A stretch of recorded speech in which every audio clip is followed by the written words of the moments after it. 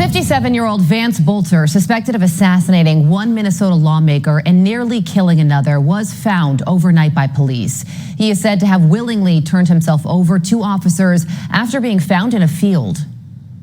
Bolter exploited the trust our uniforms are meant to represent. That betrayal is deeply disturbing to those of us who wear the badge with honor and responsibility. When this sort of evil is in one of our communities, that law enforcement comes together to put all of their resources together to make sure that that person is taken into custody. Former federal prosecutor and Holtzman Vogel partner Jonathan Fahey joins me now. Jonathan, your reaction to this suspect's arrest? Well, it's great news that he was arrested. I just saw it this morning, and it really does show probably strong coordination with both, state, federal, local law enforcement, and they did a great job catching this guy. But I think on that earlier clip you're showing, he really is, when they say the face of evil, there's nothing better to describe what this person did other than just pure evil, to go to someone's home, kill them, just for not that there would ever be a justification, but to just show up at their door, murder them in cold blood, just truly horrific, not only for them, but the entire community around them. So great news that he was caught. Great work by law enforcement there. Yeah, and the suspected motive is that he was targeting people who support abortion rights. He does have an online presence, and it shows that he was a devout Catholic, a pastor who preached at a church in the Congo. And one of his Facebook posts said he sought out militant Islamists in order to share the gospel and tell them that violence wasn't the answer. You just called him the face of evil. How do you go from devout Catholic to committing these crimes, wearing this mask that we see on our screen, and killing two people and attempting to kill two others? Yeah, it's really kind of scary, because it does appear that maybe just something snapped with this guy, because at least if you see that, it doesn't look like this would be the person that would be later killing people or have intent to murder people in his head. But certainly something may have happened that changed this guy, but it is just hard to tell, and maybe they'll find that out as they dig deeper into it, not only social media, but they're going to do extensive interviews with family, friends, neighbors, other people that know him. So there may get some more insight onto that, but it is very troubling to see that.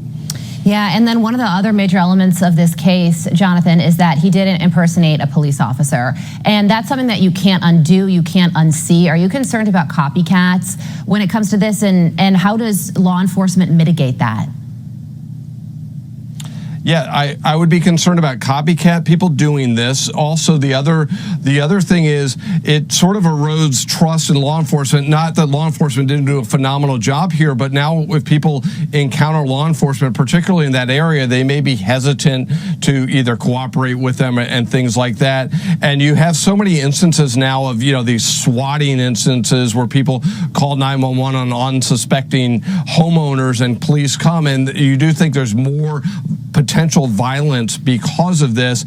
And I think the way you overcome it is just probably time, and people, again, build trust. And again, the police did everything great in this case, so hopefully it doesn't lead to more instances. But yeah, I would certainly be concerned of copycat cases. And just as a point, this is a unique case in a lot of respects, but impersonating police officers to commit crime, it has happened before. I actually prosecuted a murder case where people got into homes impersonating police to gain entry in the home and killed people within it. So it's not unheard of, but it's certainly a very troubling situation.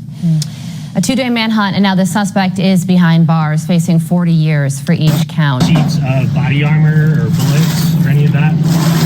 No. He was always kind of into the military stuff, but it was just we were always like that. Me and him, we used to play army men. How long had you guys known each other? Since 4th grade. It's been 45 years, 50 years. God, it's been longer than that. Yeah, it must have been longer than that. Since my fame on camera. Yeah, no, I was going to say that. Since I was 12, probably. 4th grade. 4th grade. Forever we've been friends. Yeah. And then, did you link him up with this house to live with you? Were you excited about that 2 years ago? Well, he's been living up here for a while. He was living in Bloomington. He was a manager of a food place. Yeah. And then he quit the job and he went down to Africa, got things going down there, said he wanted to start his own companies. So the security company, was that fully formed, or was that just an idea that still? was just some fantasy. It was never, he would talk about it, but there was no movement on that part.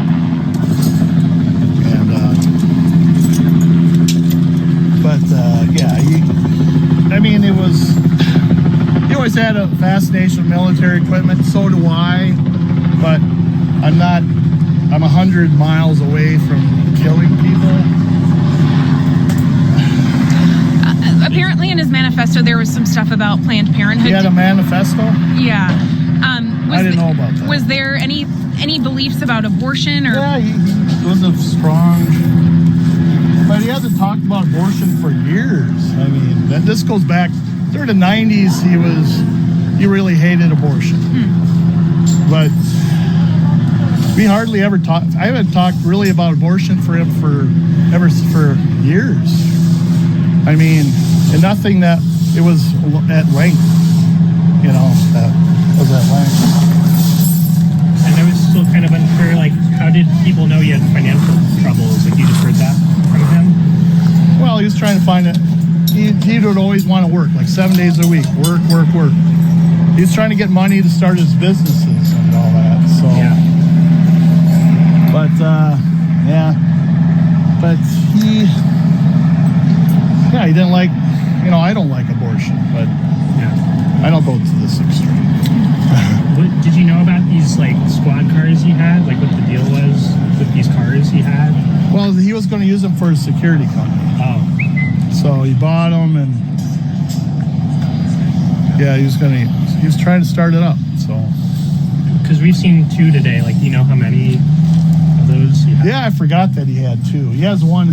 They towed it away in the back. That was his primary car, and I guess he had another one. Did you know that the other one had lights on it and everything? Well, this one, the one back here didn't have lights on top. It just had lights on the sides. But I wish When was the last time you talked to him? last night,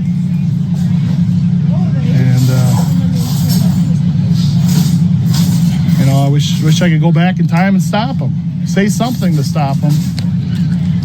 You never know that your best friend's just about to do things that he's accused of doing. And Was he acting different? no, They seem normal. yeah, I mean, besides the appreciation for friendship and all that, And he kind of, maybe he had to keep it all buried deep inside. And I wish I could have saw it, And we were having another friend from Kentucky move up here, and he was very excited about that. I mean, he was happy at times. And where'd you guys grow up together? we grew up together in Sleepy Eye. Sleepy Eye?